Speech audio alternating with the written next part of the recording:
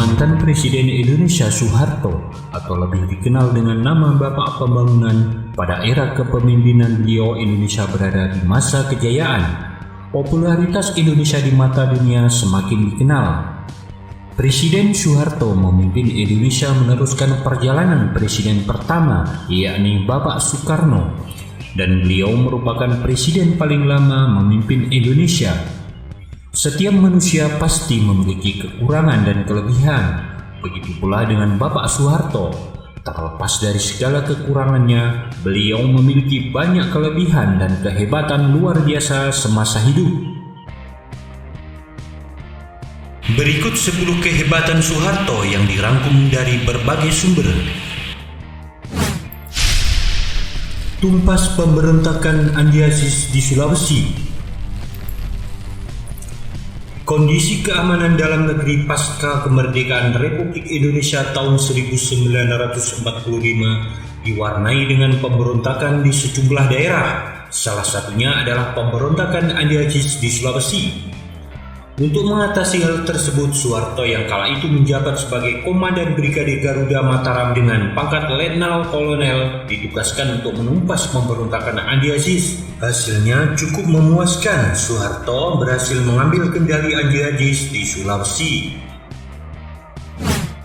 Tokoh utama serangan umum 1 Maret 1949.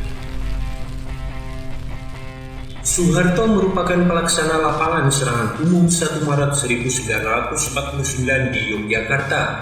Serangan umum 1 Maret 1949 dilakukan untuk membuktikan kepada dunia internasional bahwa TNI masih ada dan cukup kuat. Pasalnya, saat itu Belanda melakukan kampanye di dunia internasional bahwa TNI sudah tidak ada dan Indonesia dalam kekuasaan penuh Belanda. Yogyakarta dipilih sebagai sasaran serangan umum selama 6 jam itu karena Yogyakarta menjadi ibu kota Republik Indonesia kala itu. Sehingga bila Yogyakarta dapat direbut, walau hanya beberapa jam akan sangat berpengaruh besar terhadap perjuangan Indonesia melawan Belanda. Keberadaan banyak wartawan asing di Hotel Merdeka Yogyakarta serta masih adanya anggota delegasi UNSI serta pengamat militer dari PBB menjadi salah satu alasan dilakukannya serangan di Yogyakarta, sebab para wartawan dan pengamat militer bisa menginformasikan bahwa kekuatan TNI masih cukup tangguh.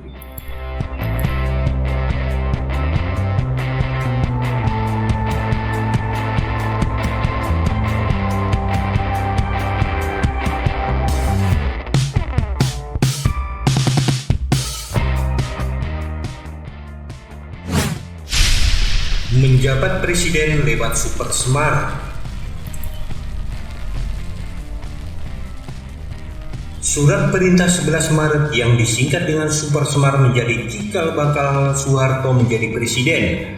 Super Semar yang hingga kini menjadi kontroversi itu ditandatangani oleh Presiden Republik Indonesia Soekarno pada tanggal 11 Maret 1966.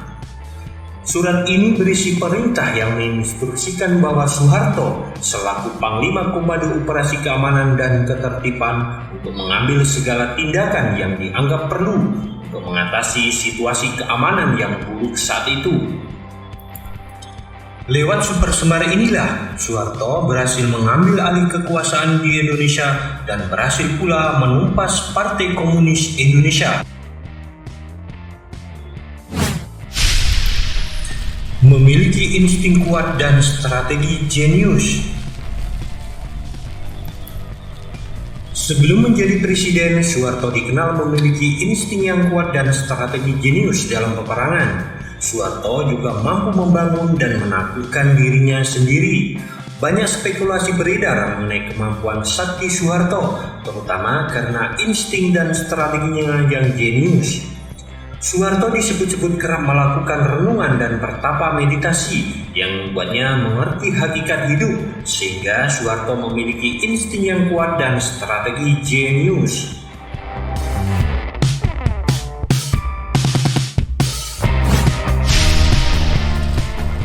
Bapak Pembangunan. Setelah menjadi presiden, Soeharto dijuluki Bapak Pembangunan. Gelar itu tak lepas dari upaya Soeharto menata dan membangun Indonesia. Karenanya kabinet Soeharto pun disebut dengan Kabinet Pembangunan. Konsep trilogi pembangunan yang diusung oleh Soeharto memang membawa bangsa ini pada kejayaan berkali-kali. Sebut saja masa-masa di mana Indonesia bisa mengalami swasembada beras, penekanan inflasi dari 650% hingga menjadi 12%, serta pembangunan waduk-waduk dan banyak lagi.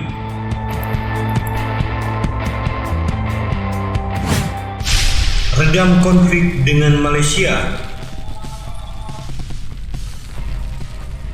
Jika Soekarno terkenal garang dan berani melawan Malaysia dengan melontarkan istilah Ganyang Malaysia, maka Soeharto justru sebaliknya. Soeharto lebih memilih berdamai dan merangkul saudara serubut Melayu Indonesia itu lewat diplomasi. Kemampuan diplomasi Soeharto membuat Perdana Menteri Malaysia Mahathir Mohamad respek, hingga keduanya berteman akrab. Indonesia dan Malaysia akhirnya saling mendukung dan memperkuat, baik di bidang budaya, seni, politik, maupun keamanan.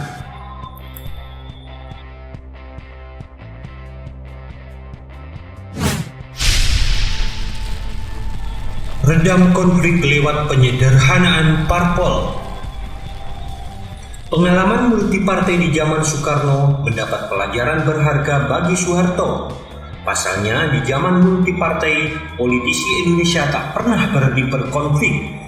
Mereka mengedepankan partai dan kelompok ketimbang memikirkan bangsa. Karena itulah gejolak politik di dalam negeri tidak pernah berhenti. Tak ingin terulang, Soeharto memilih menyederhanakan partai dari 40 lebih di zaman Soekarno menjadi 3 partai, yakni Golkar, PDI, dan Partai Persatuan Pembangunan. Lewat penyederhanaan partai, Soeharto berhasil meredam gejolak politik. Ciptakan keamanan lewat Petrus atau penembak misterius. Soeharto memiliki penembak misterius alias Petrus yang bertugas memantau gerakan radikal yang membahayakan keamanan.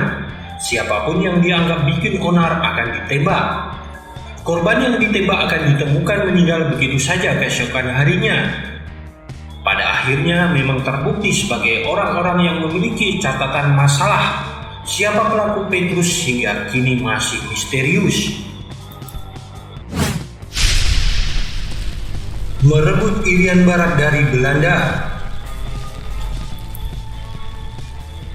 Salah satu warisan dan jasa terbesar babak pembangunan ini adalah membebaskan Irian Barat dari Belanda. Soeharto sendiri yang langsung menjadi pemimpin operasi ini. Awalnya Belanda tidak mau melepaskan Irian Barat karena perjanjian meja bundar di Den Haag tahun 1949. Setelah menempuh jalur diplomatik pada tahun 1950 hingga sampai tahun 1961 dan tetap saja hasilnya, akhirnya Soeharto menyelesaikannya dengan cara militer dan membentuk Komando Madala yang dipimpin langsung oleh Soeharto. Pada tanggal 1 Mei 1963, operasi ini berhasil merebut kembali Irian Barat menjadi Provinsi Indonesia dan berganti nama menjadi Irian Jaya.